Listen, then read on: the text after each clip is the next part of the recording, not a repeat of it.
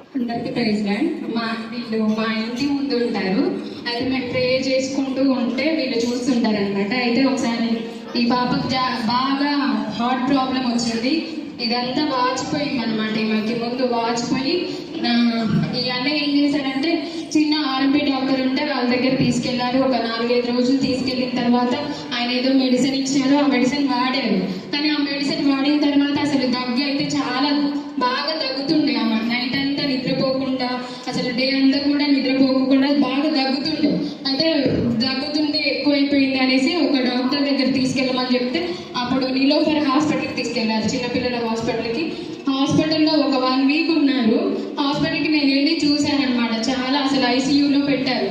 అక్కడికి నేను వెళ్ళి డాక్టర్తో మాట్లాడాను అనమాట. ఈ అక్క హాస్పిటల్లో ఉందన్నప్పుడు చెప్పినప్పుడు నేను అమ్మ కలిసి వెళ్ళాము. ఇక్కడికి వెళ్ళిన తర్వాత మాట్లాడాను. అక్క ఎలా ఉందంటే ఏడ్చింది నన్ను పట్టుకొని. చెప్పింది, అరే పాప డాక్టర్ చెప్పారు బ్రతకదంటున్నారు, ఏం చేయాలో అర్థం కావట్లేదురా అని చెప్పింది. అప్పుడు నాకు బాధ అనిపించింది. అరే ఇంత చిన్న పాప అసలు తను ఏడిస్తేనే మాకు ఎట్లో అనిపించింది, చాలా బాధ అనిపించింది. నాకు అక్క పిల్లలు ఉన్నారు కదా, నాకు పిల్లలు లాంటిదే కదా, ఏం చేయాలి అర్థం కాక అక్కకి నేను ఫోటో పెట్టాను. ఫోటో పెట్టి అక్క చాలా బాగాలేదు, చాలా ప్రాబ్లంగా ఉంది, చాలా సీరియస్ అంటున్నారు, బ్రతకదంటున్నారు, అక్క ఒకసారి ప్రే చేయవా అంటే ఆ రోజు నైట్ ప్రార్థన చేసింది అక్క.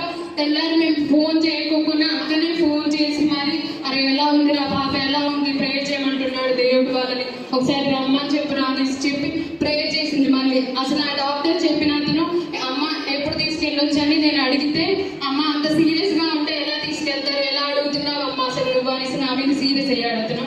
అతను చెప్పిన తర్వాత నేను అక్కతో ప్రే చేయించిన తర్వాత ఒక 2-3 డేస్కే వాళ్ళే పంపించారు. తీసుకెళ్ళండి పర్వాలేదు అని చెప్పారు. దేవుడికి స్తోత్రం, అమ్మగారికి ఇచ్చినందుకు వందనాలు. వాళ్ళు ఈరోజు విశ్వాసంతో వచ్చారు. ఇంత దూరం దేవుడు కార్యం చేశాడని చెప్పడానికి వచ్చారు. ఇంకా వీళ్ళ జీవితంలో కార్యం చేయాలని నేను కోరుకుంటున్నాను. ఈ చిన్న సాక్ష్యం దేవుడికి ఏం చేయాలి. ఒకరోజు ఈ పాప ఏడుస్తా ఉంది.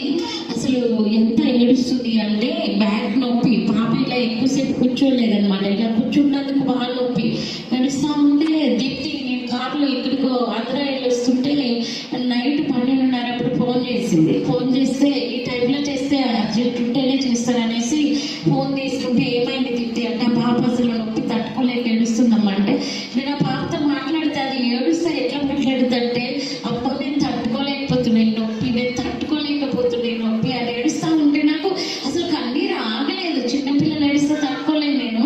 అప్పుడు వెంటనే ప్రేయర్ చేశాను, దేవా ఇది కరెక్ట్ కాదు, ఆ బిడ్డ నొప్పి తగ్గిపోవాలి, నేను ఆ నొప్పిని ఇక్కడ వినడానికి వీల్లేదు అని. తర్వాత కాల్ చేస్తే మార్నింగ్ నొప్పి తగ్గిపోయింది, వెంటనే నైట్ పడుతుంది అని చెప్పాను. దేవుడికి మహిమ కలుగుతాక, నిజంగా దేవుడు ఎంతో గొప్ప దేవుడు, ఆయనకి మహిమ కలుగుతాక.